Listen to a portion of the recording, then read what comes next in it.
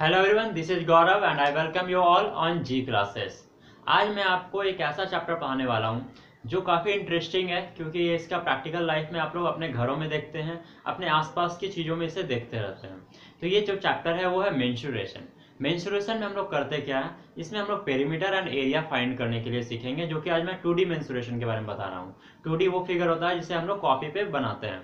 तो 2D figure में आपको मैं आज क्वाड्रिलेटरल से रिलेटेड जो भी मेंस्ट्रुएशन का जो आपका पेरीमीटर एंड एरिया होता है उसे डिस्कस करने वाला हूँ। और इसके साथ मैं बता दूँ, ये वीडियो जो है वो आपको क्लास 6, 7, 8, 9, 10 में अगर कोई स्टूडेंट्स हैं उनके लिए काफ़ी ज़्यादा बेनिफिशियल होने वाला है, क्योंकि मैं काफ़ी डिटेल में इसका कॉन्सेप्ट बता रहा हूँ। प्लस जो कॉम्पिटिटिव स्टूडेंट्स हैं उनके लिए तो काफ़ी ज़्यादा, उनके लिए मैं तो स्पेशली कॉम्पिटिटिव स्टूडेंट्स के लिए ही पढ़ा रहा हूँ। और अगर आपका इसका बेसिक आपको अच्छे से पता है तो आप इस वीडियो को 2-3 मिनट तक भगाकर भी देख सकते हैं, क्योंकि मैं पहले बेसिक से कॉन्सेप्ट बताने जा रहा हूँ। तो अगर आप बिगनर्स हैं तो आप प्लीज़ कॉन्सेप्ट को ध्यान से समझिए।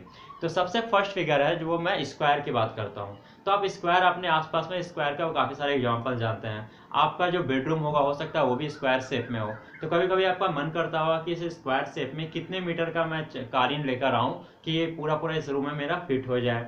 या फिर कभी कभी मन करता होगा कि अरे मैं इसे कोना कोना अगर मैं कुछ रस्सी से मेजरमेंट करता हूँ कि एक कोना कितने मीटर का है, दूसरा कोना कितने मीटर का है। तो ये जो मेजरमेंट करते हैं आप लोग, ये क्या होता है, हमारा पेरीमीटर देता है। सिमिलरली अगर आपका एक स्क्वायर फिगर का एक प्लॉट है, मान लीजिए कहीं पे जमीन है, तो आप उससे जब बाउंड्री करवाना चाहते हैं तो वो आपका पेरीमीटर होता है, क्योंकि उसमें कितने मीटर का बाउंड्री पूरा आएगा। और जब आप उसमें अगर नीचे पक्का बनवाना चाहते हैं उसे, तो वो आपका एरिया होता है, क्योंकि एरिया में हम लोग नीचे बिछाते हैं किसी चीज को उस पूरे फील्ड के अंदर में। ठीक है, तो आपको एरिया एंड पेरीमीटर में थोड़ा डिफरेंस पता चल गया होगा। अब मैं स्टार्ट करता हूँ वीडियो को। तो फर्स्ट फिगर जो आपका क्वाड्रिलेटरल में है वो है स्क्वायर। अब स्क्वायर के बारे में बता दूं, स्क्वायर शेप में आपके आसपास जो भी फिगर है, अगर आप उसका एरिया निकालना चाहते हैं एंड पेरीमीटर निकालना चाहते हैं, या फिर क्वेश्चन में अगर आपको ये मिलेगा तो कैसे निकालेंगे। तो पेरीमीटर होता क्या है, वो डेरिवेटिव देखिए बनता कैसे है फॉर्मूला, इसलिए कभी आपको एग्जाम में भूलेंगे नहीं। क्योंकि पेरीमीटर मैंने बताया है कि सारे जो रस्सी होते हैं, वो सारे जो साइड्स होते हैं उसे सिर्फ जोड़ देना है, वो आपका पेरीमीटर हो जाएगा।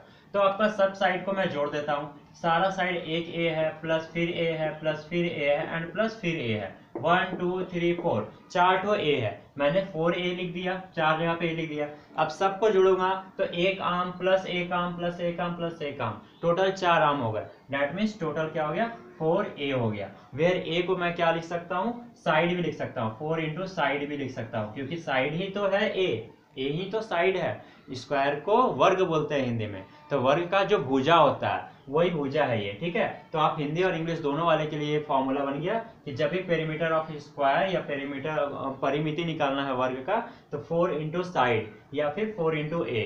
कैसे फॉर्मूला आया वो आपको क्लियर हो गया होगा। नाउ एरिया क्या होता है, तो एरिया इसके क्या होते हैं, एरिया में आप क्या करेंगे, साइड इंटू साइड कर देंगे, साइड इंटू साइड। तो ये आपका क्या दे देगा, आपका साइड आपका एक ए है एंड फिर एक ए है, तो a into A is equal to, जब दो एक चीज को मल्टीप्लाई करते हैं तो पावर चढ़ जाता है, ए स्क्वायर हो जाता है। तो ये आपका फॉर्मूला होता है, area is equal to side into side या फिर ए स्क्वायर होता है। स्क्वायर के बाद जो आपका नेक्स्ट फिगर है वो है आपका रेक्टेंगल। रेक्टेंगल पे आपका जो डेरिवेशन है वो सीखे यहाँ पे।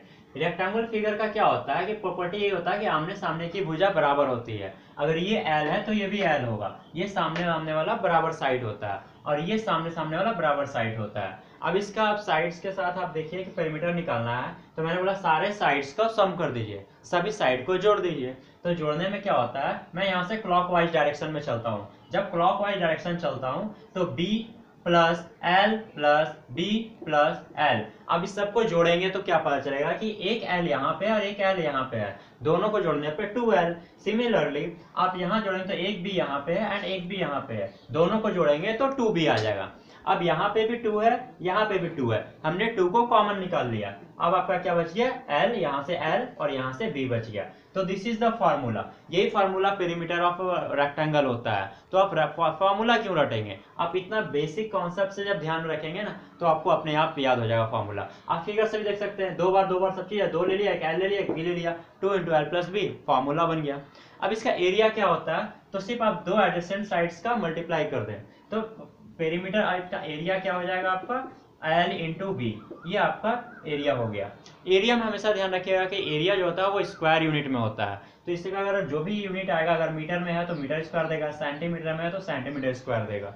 ये चीज़ को भी आप ध्यान में रखिएगा, क्योंकि इस पर मार्क्स कटते हैं सीबीएसई का। जब आप एग्जाम दे रहे हैं, अगर आपका स्क्वायर यूनिट में गलत होगा तो उसका 1/2 मार्क्स आपका कट जाएगा वहाँ पे। तो आप ध्यान रखिएगा कि ये सब छोटी छोटी गलतियाँ ना करें आप। Now moving to the third figure.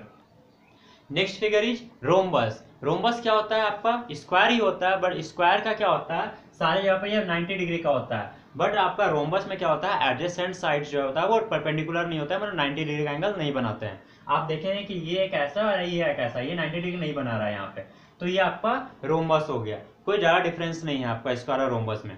अब रोम्बस का हम लोग पेरीमीटर क्या करें, तो पेरीमीटर जैसे मैंने बताया था, अगर ए अगर है, सारा साइड्स इक्वल होता है, रोम्बस में भी स्क्वायर में भी इक्वल होता है, तो इसका एरिया पेरीमीटर क्या हो जाएगा, 4 इंटू साइड। मैं डायरेक्ट लिख देता हूँ आपका, या फिर आप ऐसे लिख सकते हैं ए प्लस ए प्लस ए प्लस ए 4a, 4 इंटू साइड आपका पेरीमीटर हो गया। एरिया क्या होता है, तो एरिया इसका थोड़ा डिफरेंस होता है। आप देखेंगे कि अगर यहाँ से यहाँ तक जो हम लोग लाइन मिलाते हैं तो उसे हम लोग क्या बोलते हैं, डायगोनल बोलते हैं। तो सपोज कि ये आपका डायगोनल D1 है और ये आपका डायगोनल D2 है, तो ये दोनों डायगोनल का मल्टीप्लाई होता है एरिया में। आप एरिया क्या होगा इसका, 1/2 इंटू D1 इंटू D2। ये जो फॉर्मूला है बहुत इंपॉर्टेंट है, क्योंकि कॉम्पिटिटिव एग्जाम में अगर आप एसएससी जीडी रिसेंटली देने वाले हैं या ग्रुप डी का एग्जाम देने वाले हैं, तो उस पर ये फॉर्मूले पे डायरेक्ट क्वेश्चन मिलेंगे आपको। और अगर एसएससी सीजीएल दे रहे हैं तो इसका 2-3 स्टेप में आपको ये फॉर्मूला यूज होगा। पेरीमीटर का कुछ दे रखा होगा एक साइड या रेशियो में दे रखेगा, और उसके बाद 2-3 कैलकुलेशन करने के बाद, इस तरह से एरिया निकालने के बाद आप उसका आंसर फाइंड करने वाले हैं। तो आपका ये कॉम्पिटिटिव एग्जाम के पर्पज से या बैंकिंग एग्जाम के पर्पज से आपका ये बहुत इंपॉर्टेंट फॉर्मूला है, इससे आप प्लीज नोट डाउन कर लीजिए। Moving to the next figure. Next figure जो आपका है वो पैरेललोग्राम है। तो पैरेललोग्राम क्या होता है, ऑलमोस्ट ये रेक्टेंगल के साइज का ही है। इसका ऑल साइड्स आपस में इक्वल नहीं होते हैं, अगर वो इक्वल होते हैं तो वो रोम्बस हो जाते हैं। बट इसमें क्या होता है, ऑल साइड्स आपका अपोजिट साइड्स आपका इक्वल होता है, और एक भी यहाँ पे 90 डिग्री नहीं बनाता है। अगर 90 डिग्री बनाता है एडजेसेंट साइड्स तो वो रेक्टेंगल होता है। इसका भी प्रॉपर्टी मैं आपको डिटेल में बाद में पढ़ा दूंगा कभी। तो ये आपका क्या हो गया, रोम्बस हो गया। रोम्बस का आपका क्या निकालना है, मुझे पेरीमीटर निकालना है। तो इसके लिए भी क्या करना है, 2 इंटू एल प्लस बी, जो फॉर्मूला मैंने आपको रेक्टेंगल में बताया था वही सिमिलरली ये भी चीज होता है। आपका जो एडजेसेंट साइड्स होता है ना, यहाँ पे भी जो एडजेसेंट साइड है, मान लिया अगर ये एल है तो यहाँ पे भी ये एल ही होगा, अगर ये बी है तो ये बी ही होगा। ये अपोजिट साइड्स इक्वल होता है, और उसी को मैंने जब सम कर दिया 2 इंटू एल प्लस बी, आपका ये क्या आ गया, एक तरह से आपका पेरीमीटर निकल गया।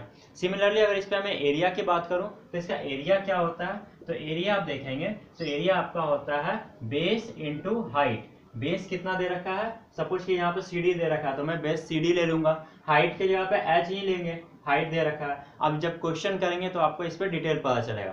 फार्मूला कैसे बना आपका, फिगर में पहले रोम्बस का फिगर माइंड में होना चाहिए, बेस दिखना चाहिए और हाइट सामने से दिखना चाहिए। एरिया हो गया। पर पेरीमीटर क्या होता है, बस हम लोग अपोजिट साइड्स वाला जो होता है इसको ऐड करके 2 से मल्टीप्लाई कर देंगे। आई होप आपको फॉर्मूला क्लियर हो गया होगा। फॉर्मूला को रटिए नहीं, समझिए, तो एग्जाम में आप कभी नहीं भूलेंगे। Next figure is trapezium. Trapezium में अगर आप देखेंगे तो ये क्या होता है, एक हट होता है ना, झोपड़ी, जो हम लोग टेंट हाउस लगाते हैं, टेंट बनाते हैं। जब बचपन में भी कभी खेलते थे तो टेंट बनाकर खेलते थे, और अगर आप कभी कहीं हिल स्टेशन वगैरह जाएंगे तो वहाँ टेंट हाउस अक्सर देखेंगे आप।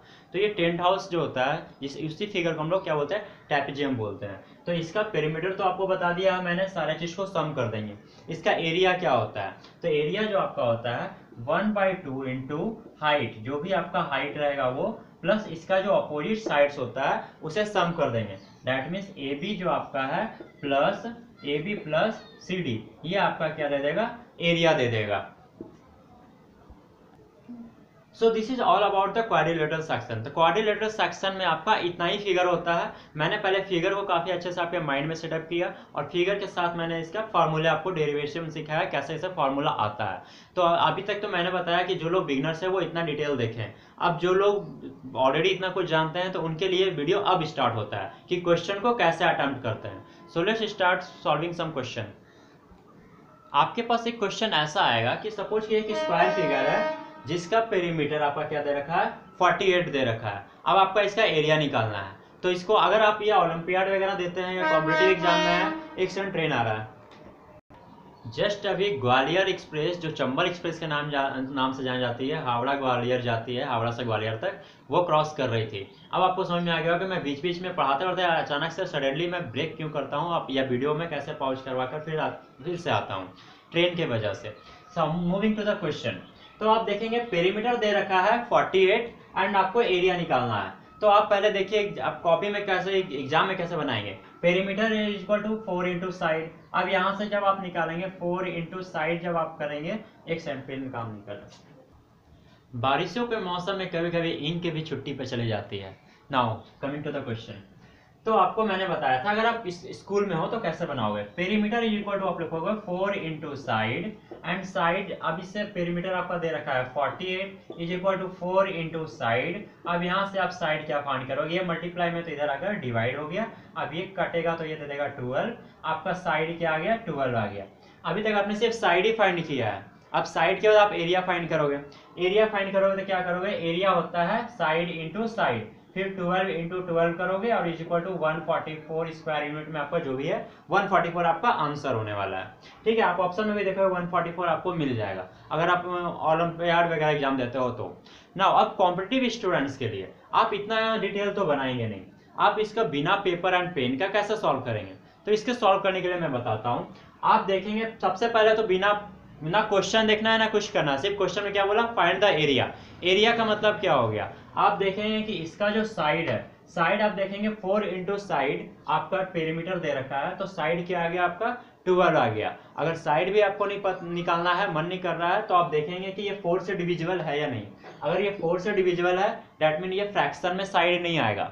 जैसे मेरा करने का मतलब है कि अगर ये मान लीजिएगा यहाँ पे आपका 7 के फॉर्म में आता, ये 7 से तो ये डिविजिबल नहीं है ना, तो आपका फ्रैक्शन में नहीं आ रहा है। ये सिंपल चीज आप जान लीजिए कि आपको सिर्फ ऑप्शन देखना है, एरिया निकालना है। आप एरिया जानते हैं क्या होता है, स्क्वायर यूनिट, यानी अगर 10 है तो 10 का स्क्वायर, 12 है तो 12 का स्क्वायर, 6 है तो 6 का स्क्वायर। तो आपने स्क्वायर और स्क्वायर रूट तो रटा है, वर्ग और वर्गमूल तो आपने रटा है, तो आपको क्वेश्चन नहीं देखना है, जिसमें आपका स्क्वायर में आपका आता है वो आप आंसर टिक करेंगे।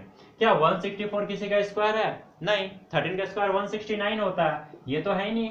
नेक्स्ट 120 किसी का है क्या, नहीं, 120 तो किसी का स्क्वायर नहीं होता है। इसके आसपास आपका, इसके आसपास भी कोई स्क्वायर नहीं, इसके आसपास ही आपका 121 है, तो वो तो है ही नहीं है। नेक्स्ट अब इस पे देखते हैं, क्या 96 किसी का स्क्वायर है, तो नहीं, इसके आसपास तो 100 होता है, तो ये सब तो किसी में भी कोई स्क्वायर में है ही नहीं। तो बचा ऑप्शन ये ना 144, बिना सॉल्व करे। अगर आपको याद होता 12 का स्क्वायर आपको पता है 144, तो आप देखेंगे सिर्फ एक ही स्क्वायर वाला दिख रहा है ऑप्शन, डायरेक्ट आंसर टिक कर दिया। तो आपका तो सिंपल सा पता चलिए ऑप्शन देखने के बाद कैलकुलेशन कैसे करते हैं वो हम लोग ऑप्शन से डिसाइड करते हैं। क्योंकि जब आप एग्जाम देने जा रहे हो तो एटलीस्ट आपको 30 तक का स्क्वायर यूनिट तो आना ही चाहिए। उसके बाद आप जो याद करते हैं वो मुझे नहीं लगता याद करना चाहिए, बहुत सारे उसके ट्रिक्स होते हैं जो मैं आपको बताऊंगा, और वो भी माइंड कैलकुलेशन वाली ट्रिक्स है। Now moving to the next question. Next question है, काफी लंबा ये होगा क्वेश्चन, इसलिए मैंने इसे सिर्फ फिगर से आपको लिखा है। एक आपका रेक्टेंगल है, रेक्टेंगुलर फिगर है, उसका क्या देखा है, साइड्स का रेशियो दे रखा है 3:4, ये आपका रेशियो में है। 4:3 मैंने लिखा है, 3:4 आप लिखिए यहाँ पे, 3:4 के ये रेशियो में दे रखा है। ठीक है, दैट मीन्स आपका इसका लेंथ 4 के रेशियो में है और ये 3 में है। जो भी है हम लोग लेंगे तो हम लोग ऐसे बनाते हैं ना, 4x 3x लेकर सॉल्व करते हैं, उस टाइप का ये आपसे पूछा है इसका डायगोनल निकालने के लिए, फाइंड द डायगोनल। और एक और चीज देखा है कि इसका एरिया क्या है, 96 दे रखा है। क्वेश्चन को आप समझ में आ गया होगा या फिर से मैं रिपीट करता हूँ। इस पूरे फिगर का एरिया क्या दे रखा है, 96। नाउ साइड का रेशियो क्या रखा है, 3:4, या 3x या 3x 4x लेकर हम लोग डिटेल में सॉल्व करते हैं। अब आपसे पूछा क्या है, सिर्फ डायगोनल फाइंड करने के लिए। मैंने यहाँ डायगोनल इसलिए लिया क्योंकि ये कॉम्पिटेटिव एग्जाम में सिर्फ इतना डिटेल में नहीं देगा कि इसका शॉर्टर साइड्स फाइंड कीजिए, लॉन्गर साइड्स फाइंड कीजिए, तो इसलिए मैंने इसे बैंकिंग लेवल का बनाया क्वेश्चन को। ये सारा क्वेश्चन मेरा खुद का क्रिएट किया हुआ है।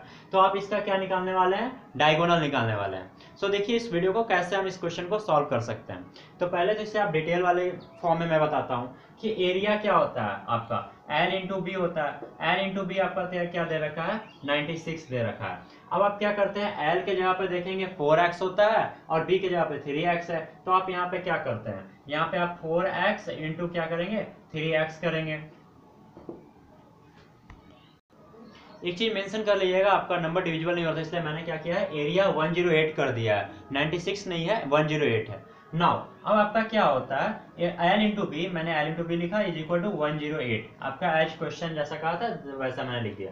अब 4 3 जा क्या होता है आपका 12, और x इंटू एक्स मल्टीप्लाई करने पे क्या देगा X square is equal to 108। जब आप इसे फर्दर सॉल्व करेंगे तो ये आप 12 से काटेंगे तो ये 9 बार में आ जाएगा। अब X square is equal to 9, then X क्या आ गया आपका 3 आया, क्योंकि अंडर रूट 9 जब करेंगे तो इसे आप 3 इंटू 3 करेंगे और अंडर रूट से 2 3 है तो एक 3 बाहर आ जाएगा। इतना डिटेल मैंने क्लासेस वाले को बताया है, जो आप 6 7 8 9 10 जिस भी क्लास के होंगे। तो ये आपका क्या निकला है, x निकला है, तो x आपका 3 आ गया। अब आपको पता है ये 4x है, तो 4 इंटू 3 करेंगे तो ये क्या दे देगा आपका 12 दे दिया। अब ये 3x है तो 3 इंटू 3 क्या करेंगे आपका आ गया ये 3 3 जा 9 आ गया।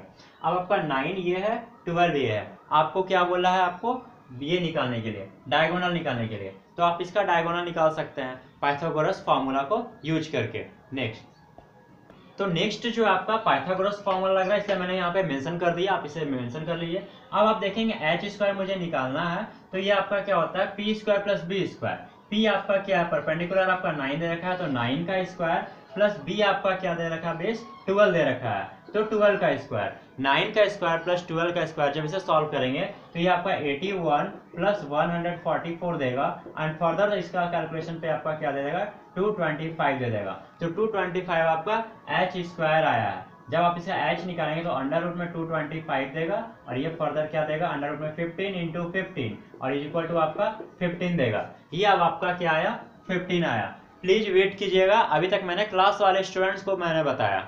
अब आप अगर आप बैंकिंग के स्टूडेंट्स हैं, एसएससी के स्टूडेंट हैं, या किसी भी फर्दर कॉम्पिटिटिव एग्जाम के लिए आप आगे प्रिपरेशन कर रहे हैं या आप देना चाहते हैं, तो वो इतना डिटेल में नहीं बनाएंगे।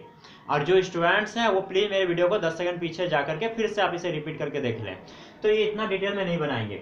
बनाना क्या है उनको वो देखिए क्या करना है। आपका एरिया 108 दे रखा है, एरिया आपको पता है क्या होता है एल इंटू बी। तो आप देखेंगे ये 3 और 4 के रेशियो में है, तो 3 4 जा 12, 12 से इसे काटा 9। अब आपका पता चल गया कि 3:4 के रेशियो में था, 3:4 को मल्टीप्लाई किया 12, तो ये 12 से कट गया तो आपका 9 दे दिया। तो 9 तो एक्स स्क्वायर दे रखा है आपका, तो x क्या आ गया 3 आ गया। यहाँ तक तो आपका ओरल ही हो जाएगा, क्योंकि l इंटू बी, तो l इंटू बी तो 4 3 है, बट x तो ट्वाइस है ना, तो x के लिए हमने एक्स स्क्वायर रहने दिया और 12 से उसे काट दिया। जब एक्स स्क्वायर 9 होता है तो x मेरा क्या आ गया 3 आ गया।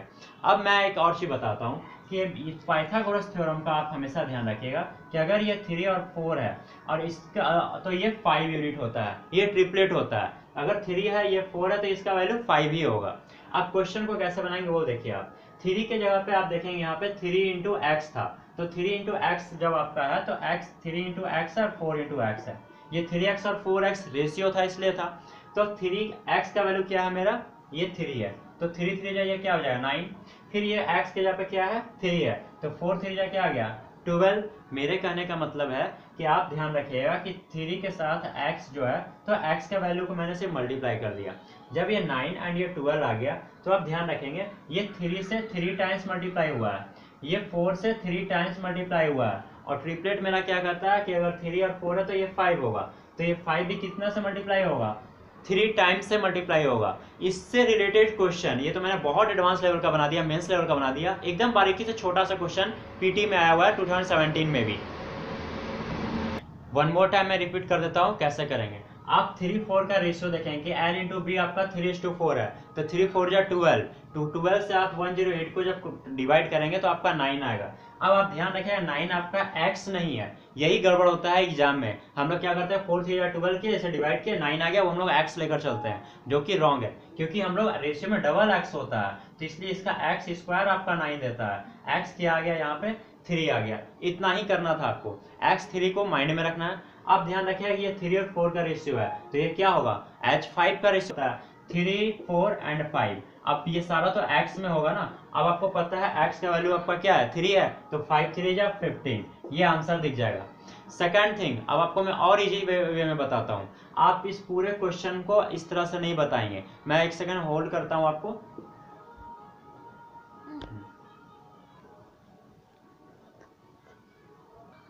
इसका जो अगर आपके पास ऑप्शन होगा तो आप देखिए ऑप्शन से कैसे कैसे प्ले किया जाता है। आपको पता होगा 3 और 4 तो साइड दे रखा था रेशियो में। आपका ये डायगोनल क्या होता है 5। सीजीएल में क्वेश्चन 2017 में पूछा हुआ है, इसलिए मैं इसे बार बार बता रहा हूँ आपको अच्छे से। ये आपका क्या होगा 5 हो गया। नाउ अब करना क्या है, आपको कुछ नहीं करना है। आपको पता है कि डायगोनल जो भी होगा या ये जो आपका है आपका हाइपोटेनस जो भी होगा वो 5 के मल्टीपल में होगा, क्योंकि 5 से वो मल्टीप्लाई होगा। 5x का मतलब है कि 5 के साथ कुछ भी हो सकता है वो। तो आप देखेंगे क्या ये 5 के मल्टीपल में है, क्या 5 के पहाड़ा अगर पढ़ेंगे तो ये आएगा, नहीं आएगा। ये 5 के टेबल में आएगा, नहीं आएगा। ये 5 के टेबल में आएगा, नहीं आएगा। सिर्फ एक 15 ऑप्शन था जो 5 के टेबल में आएगा। बस बिना क्वेश्चन सॉल्व किए हमने क्या देखा, इसका एरिया भी दे रखा था, मैंने कोई यूज नहीं किया। इसका आपका रेशियो दे रखा है लेंथ ब्रेथ का 3:4, मैंने उसको ये ध्यान में रखा कि अगर ये 3:4 होगा तो ये आपका हाइपोटेनस 5 के रेशियो में होगा। अब मुझे देखना क्या था, ऑप्शन देखना था, क्योंकि अगर ऑप्शन अगर सिर्फ 5 के मल्टीपल पे बेस्ड है तो मुझे एक्स भी नहीं फाइंड करना है। 5 के मल्टीपल पर मैंने देखा सिर्फ एक ऑप्शन दिखा, बस फटाक से मैंने कर दिया 3 4 5, 5 का multiple 15, answer that is your answer. So I hope this is all about the session. मैंने इस सेशन को काफ़ी शॉर्ट रखा है और आपको पसंद आया होगा इस सेशन, तो प्लीज़ अपने दोस्तों के साथ शेयर कीजिए, अपने ग्रुप्स में शेयर कीजिए। Thank you for this video. जय हिंद।